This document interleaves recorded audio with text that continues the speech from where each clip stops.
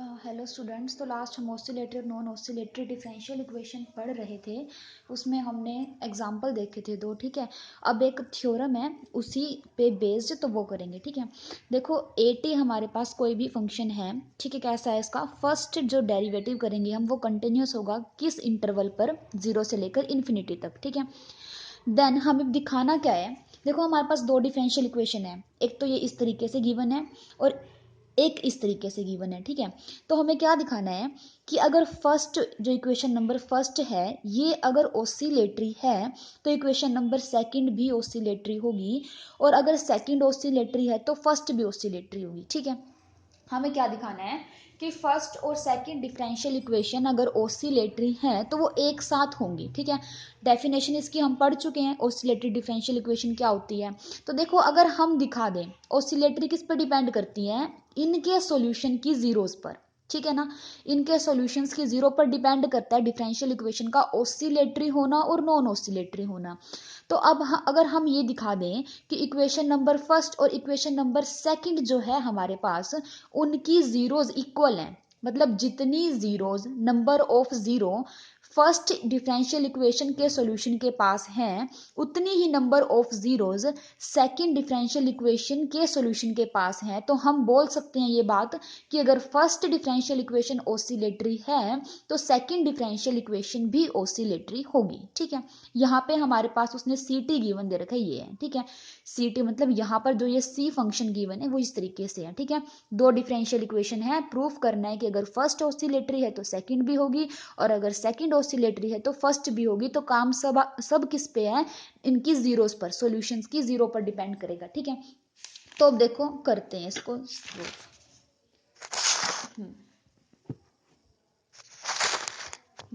देखो मैंने differential equation यहाँ लिख ली है क्योंकि बार बार हमें पेज नहीं टर्न करना पड़ेगा। ये फर्स्ट है और ये सेकंड है, ठीक है। हमने मान लिया एक्स टी जो है वो फर्स्ट का सॉल्यूशन है, ठीक है। इसके बाद हमने एक ट्रांसफॉर्मेशन कंसिडर की खुद से, x t is equals to v t into y t, ठीक है।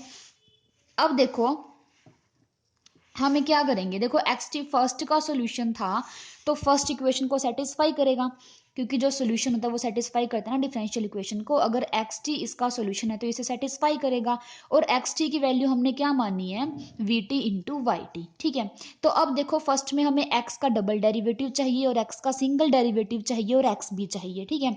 एक्स तो हमने मान ही लिया, तो अब हम क्या फाइंड आउट करेंगे, एक्स का फर्स्ट डेरिवेटिव देन एक्स का डबल डेरिवेटिव। तो देखो यहाँ पे क्या हमने फाइंड आउट किया, एक्स डैश टी, तो इसका मतलब यू एज इट इज, मतलब प्रोडक्ट रूल लगेगा, इसका डेरिवेटिव ये एज इट इज प्लस में इसका डेरिवेटिव और ये एज इट इज, ठीक है। इसके बाद हमने क्या किया, इसका अगेन डेरिवेटिव कर दिया, तो यहाँ पर अगेन प्रोडक्ट रूल लग जाएगा और यहाँ पर भी अगेन प्रोडक्ट रूल लग जाएगा, ठीक है। तो हमारे पास ये वाली इक्वेशन आ जाएगी एक्स डबल डैश टी। तो अब देखो हमारे पास एक्स टी की वैल्यू आ गई, एक्स के फर्स्ट डेरिवेटिव की वैल्यू आ गई और एक्स के डबल डेरिवेटिव की वैल्यू आ गई, ठीक है। तो क्या करना है, उठा के इस इक्वेशन नंबर फर्स्ट में पुट कर देंगे, ठीक है। तो हमारे पास जब हम पुट करेंगे इन तीनों वैल्यू को इक्वेशन नंबर फर्स्ट में तो हमारे पास ये डिफरेंशियल इक्वेशन बन जाएगी, ठीक है। अब देखो हमने करना क्या है, इसमें आपको एक काम करना है कि जो y, देखो y यहाँ पर चल रहा है यहाँ पर भी, ठीक है। अब हम क्या करेंगे, इसमें y के डबल डेरिवेटिव वाली टर्म एक तरफ, y के सिंगल डेरिवेटिव वाली टर्म एक तरफ और y वाली टर्म एक तरफ कर लेंगे, ठीक है। हमें करना क्या है, यहाँ से हम y में कंसिडर करेंगे, y में क्या करेंगे, y के डबल डेरिवेटिव वाली टर्म्स को हमने एक तरफ कर लिया, y के सिंगल डेरिवेटिव वाली और सिंपल y वाली टर्म्स को एक तरफ लिख लिया, ठीक है। इज इक्वल्स टू जीरो आ गया, इसी में से किया हमने ये वाला, ठीक है। अब इसको हमने इक्वेशन नंबर फोर्थ नाम दे दिया। अब देखो हम क्या करेंगे, v की ऐसी वैल्यू फाइंड आउट करेंगे जिसके लिए इसका जो कोफिशिएंट है वो क्या बन जाए, जीरो बन जाए, ठीक है। मतलब y डैश टी क्या बन जाए, y डैश टी का कोफिशिएंट क्या बन जाए, जीरो बन जाए, ठीक है। तो इसको हमने क्या इसके इक्वल रख दिया, जीरो के, किसको, coefficient of y dash T को किसके इक्वल रख दिया, जीरो के इक्वल रख दिया। तो इसका कोफिशिएंट हमारे पास क्या है, two v dash plus a v is equals to zero. तो यहां से देखो क्या बनेगा, देखो हमारे पास क्या आ गया, two v dash plus a v is equals to zero. Two d v by d t लिख सकते हैं इसे हम, वी डैश का मतलब derivative of v is equals to minus a v t. अब वी वाली टर्म को एक तरफ कर लिया और यहाँ पे माइनस ए dt। ये वाली चीज हमारे पास बन गई, ठीक है। अब हम क्या करेंगे, दोनों तरफ इंटीग्रेशन करेंगे, 0 टू t, ठीक है।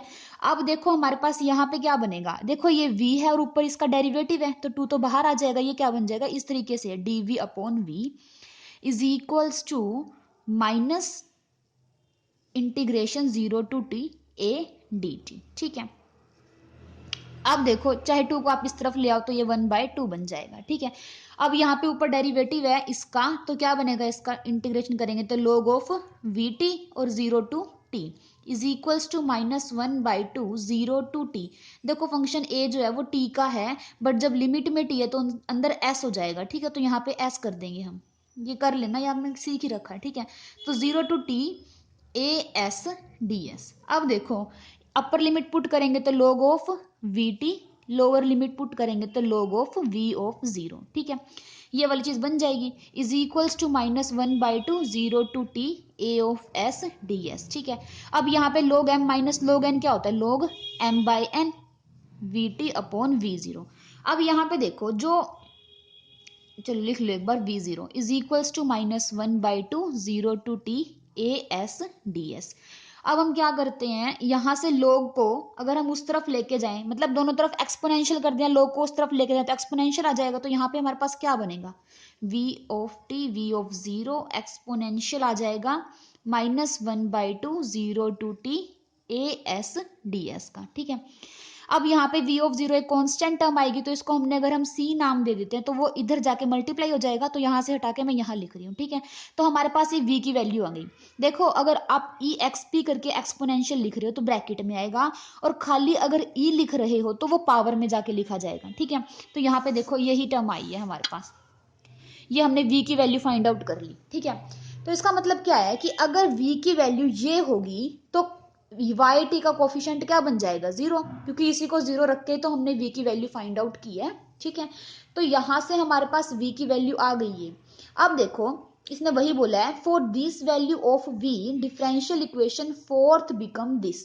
इसमें क्या किया इसने कि अगर हम v की ये वैल्यू रखते हैं तो फोर्थ में ये वाली टर्म तो हट जाएगी, क्योंकि इसका कोफिशिएंट क्या बन जाएगा, 0, तो सिर्फ ये वाली और ये वाली टर्म बचेगी, तो वही इसने लिखा हुआ है यहाँ, ठीक है। अब देखो अब हमने क्या करना है, यहाँ पे हमारे पास v डबल डैश यूज हो रहा है और v डैश यूज हो रहा है, ठीक है। तो हम क्या करेंगे, v की, v डबल डैश की और v डैश की वैल्यू को उठा के इस इक्वेशन में हमने पुट करना है, ठीक है। अब देखो v जो हमारे पास है वो ये है, ठीक है, v की वैल्यू हमारे पास ये है। अगर मैं इसको और लिखना चाहूँ थोड़े उसमें, तो c e देखो कांस्टेंट टर्म है, इसको इसने कांस्टेंट टर्म को इसने यहाँ 1 ले रखा। अगर कोई कहे ना कि सी कहाँ चला गया, सी तो यहाँ दिख नहीं रहा, तो कोई फर्क नहीं पड़ता, कांस्टेंट टर्म है, इसने इसको क्या ले लिया, 1 ले लिया, ठीक है। तो यहाँ पे हम इसको हटा देते हैं, तो एक्सपोनेंशियल क्या बनेगा, -12 0 to t a of s ds, ये वाली टर्म बन जाएगी। अब आप देखो अगर आपके पास कुछ इस तरीके से हो, ये आप क्या करते हो इसका डेरिवेटिव लिखते वक्त, अगर मैं इसका x के रिस्पेक्ट में डेरिवेटिव करूं तो क्या लिखोगे, e की पावर ax इंटू a। मतलब क्या किया, ये वाली टर्म एज इट इज और ऊपर से इसका डेरिवेटिव, ऐसे ही करते हैं हम एक्सपोनेंशियल फंक्शन का डेरिवेटिव। तो यहाँ पर अब टर्म अगर इस तरीके से है तो इसका डेरिवेटिव अगर हम करेंगे v डैश, तो कैसे लिखेंगे, ये वाली टर्म तो as it is 0 to t a s ds, और ऊपर वाली टर्म का हम क्या करेंगे, डेरिवेटिव करेंगे, ठीक है। जैसे यहाँ पर ax का डेरिवेटिव a यहाँ लिखा है, तो ऊपर वाली टर्म का जब हम डेरिवेटिव करेंगे उससे इंटीग्रेशन क्या हो जाएगा, कैंसिल आउट हो जाएगा। तो जब हम डेरिवेटिव करेंगे तो हमारे पास क्या आएगा, -12 as, ठीक है, यही आएगा ना हमारे पास, ये आ जाएगा, क्योंकि हमने क्या किया, ऊपर वाली टर्म का डेरिवेटिव कर दिया। जैसे यहाँ पर e की पावर ax का जब हम डेरिवेटिव करेंगे तो ये टर्म एज इट इज और ऊपर वाले का डेरिवेटिव आता है, तो यहाँ पर e की पावर में ये टर्म है पहले, तो ये एज इट इज आ जाएगा, और जब ऊपर वाले का डेरिवेटिव करेंगे तो इंटीग्रेशन और डेरिवेटिव कैंसिल आउट होकर बचेगा क्या, -12 as, यही बचेगा हमारे पास, ठीक है। तो ये आपको डेरिवेटिव समझ में आ गया होगा। v डैश मैंने लिख करके दिखाया, v डबल डैश देखो इसमें समझ लेना। अब यहाँ पे हमने क्या किया, जस्ट v की वैल्यू पुट कर दी, देखो v y dash y double dash plus में v डबल डैश है तो इसने क्या कर दिया, डेरिवेटिव लिख दिया किसका, v डैश का, ठीक है। तो यहाँ पे इसने वही लिख रखा है, v डैश की जो वैल्यू हमने फाइंड आउट की है ना, ये यही वही लिख रखी है, ठीक है। प्लस में ए टी, अगेन क्या लिख दिया वी डैश, प्लस में बी वी और y इज इक्वल्स टू 0। ठीक है, ये टर्म हो गई। अब इसके बाद हमें क्या करना है, देखो इसका डेरिवेटिव करेंगे अगेन। किस टर्म का करना है हमने, हाँ सॉरी, ये यहां से लेके यहां तक इस टर्म का हमें क्या करना है, डेरिवेटिव करना है again with respect to t. अब ये देखो समझना कैसे किया है, यहां कर देती हूँ। देखो डेरिवेटिव किस टर्म का करना है हमें, e minus half 0 to t a s d s, यहाँ है माइनस हाफ ए टी। ठीक है, ये टर्म है, हमें इसका डेरिवेटिव करना है, ये पूरी टर्म का। अब यहाँ पे आप क्या करोगे, प्रोडक्ट रूल लगाओगे। ठीक है, तो यहाँ पे एक फंक्शन ये होगा और एक फंक्शन ये होगा, यू वी। तो हम क्या करते हैं, पहले इसका डेरिवेटिव करते हैं, इसको एज इट इज रखते हैं। ठीक है, तो यहाँ पे क्या किया हमने, यू का डेरिवेटिव किया। अगर हम इसका डेरिवेटिव करेंगे तो क्या आएगा, ये तो एज इट इज आएगा, और साथ में इसका डेरिवेटिव होएगा ना। अब इसका डेरिवेटिव करेंगे तो क्या आएगा हमारे पास, माइनस हाफ ए एस। इसका डेरिवेटिव करेंगे तो ये आ गया, और एक टर्म ये यहीं पड़ी है, एस कर लो ना इसे।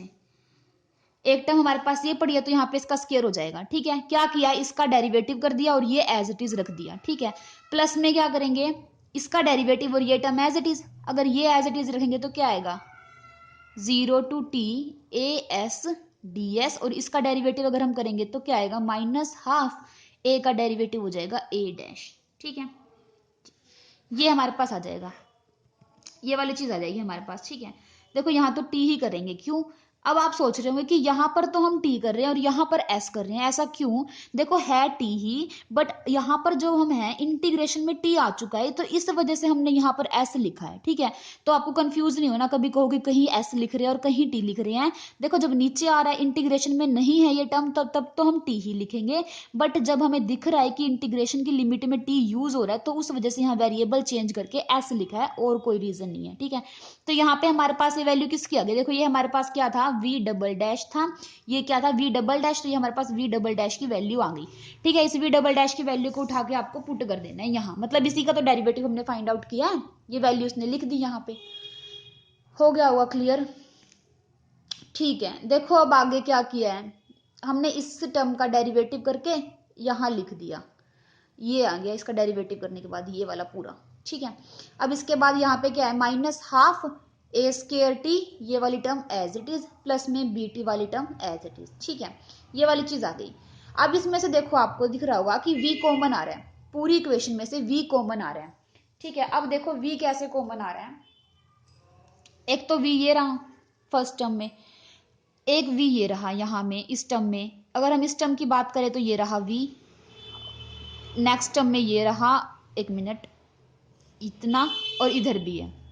तो इसको अगर हम कॉमन निकाल लें, ठीक है, पूरी टर्म में से v को अगर हम कॉमन निकाल लें तो क्या होगा कि v मतलब पूरी में से v कॉमन आएगा और ब्रैकेट में हमारे पास एक टर्म बचेगी, दोनों की प्रोडक्ट 0 है।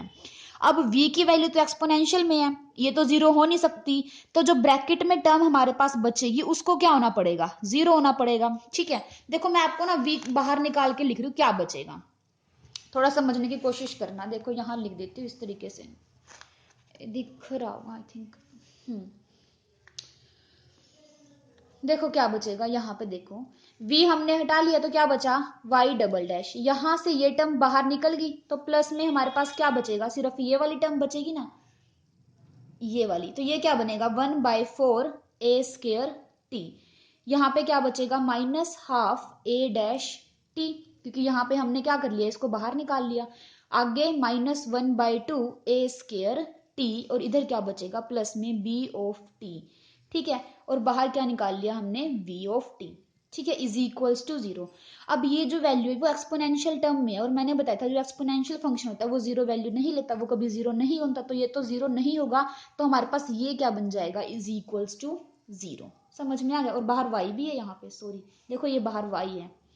ठीक है, इसके बाहर है y, इस वाली टर्म के बाहर, और y डैश ये अलग है। ठीक है, y डबल डैश अलग है, प्लस में ये जो पूरी ब्रैकेट है इसके बाहर y था। अब हमने क्या किया, ये जो ब्रैकेट में टर्म थी इसको हमने क्या नाम दे दिया, c ऑफ t।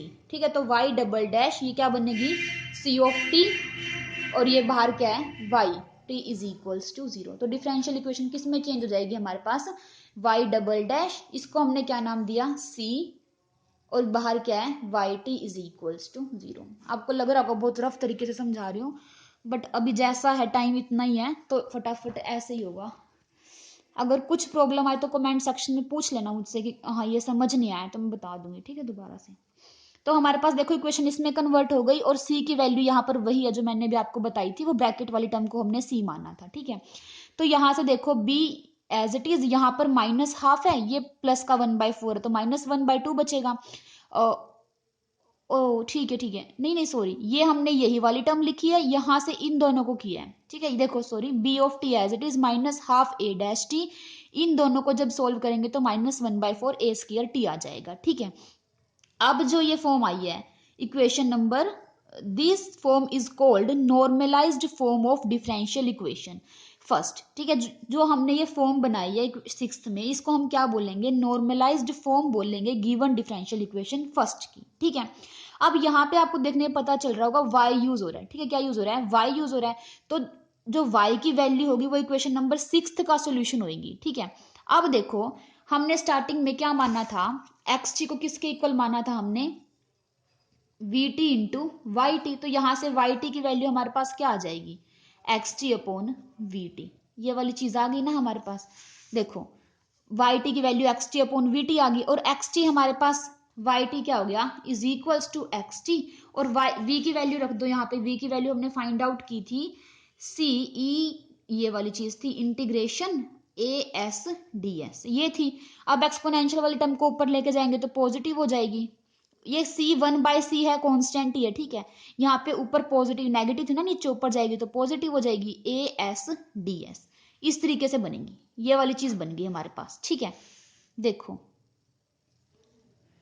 ये यहां पर लिख रखा है इसने, एक मिनट, हाँ ठीक है, हमारे पास ये वाली चीज आ गई क्वेश्चन नंबर 7। देखो यहाँ पे देखना है तो देख लो, वरना मैं बता देती हूँ कैसे किया इसने यहाँ पे।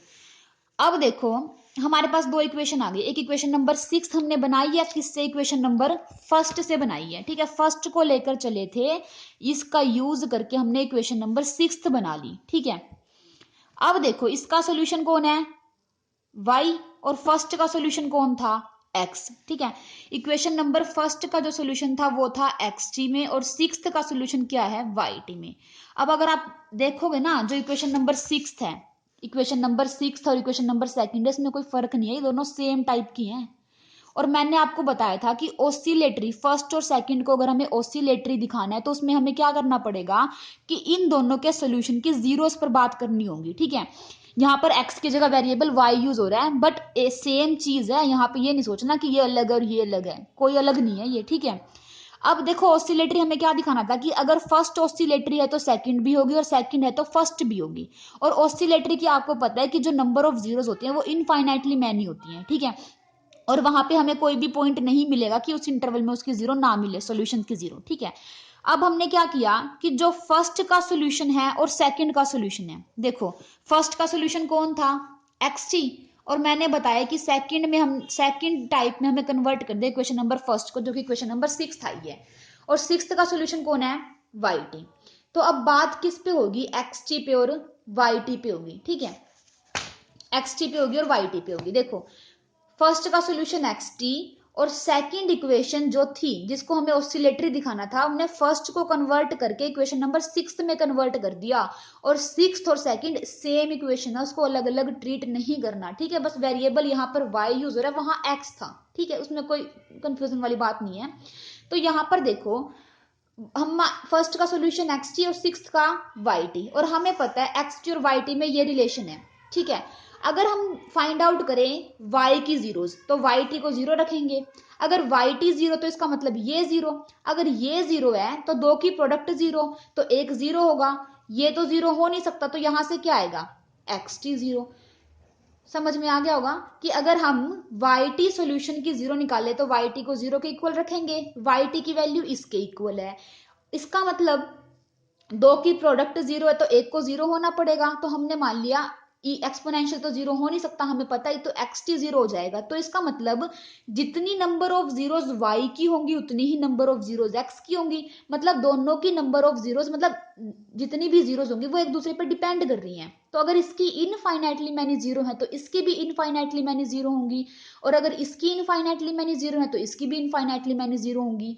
सॉल्यूशन है ना ये उसके। तो यहां से हम क्या बोल सकते हैं कि अगर इक्वेशन नंबर फर्स्ट ऑसिलेटरी है तो इक्वेशन नंबर सिक्स भी ऑसिलेटरी होगी, और अगर इक्वेशन नंबर सिक्स ऑसिलेटरी है तो इक्वेशन नंबर फर्स्ट भी क्या होगी, ऑसिलेटरी होगी। तो यही चीज हमें प्रूव करनी थी इस थ्योरम के अंदर, ठीक है। इंपॉर्टेंट थ्योरम है, और मैं बता दूं कि आपको थ्योरम समझ नहीं आएगी जब तक आप ऑसिलेटरी और नॉन ऑसिलेटरी की डेफिनेशन को क्लियर नहीं कर लेंगे, ठीक है।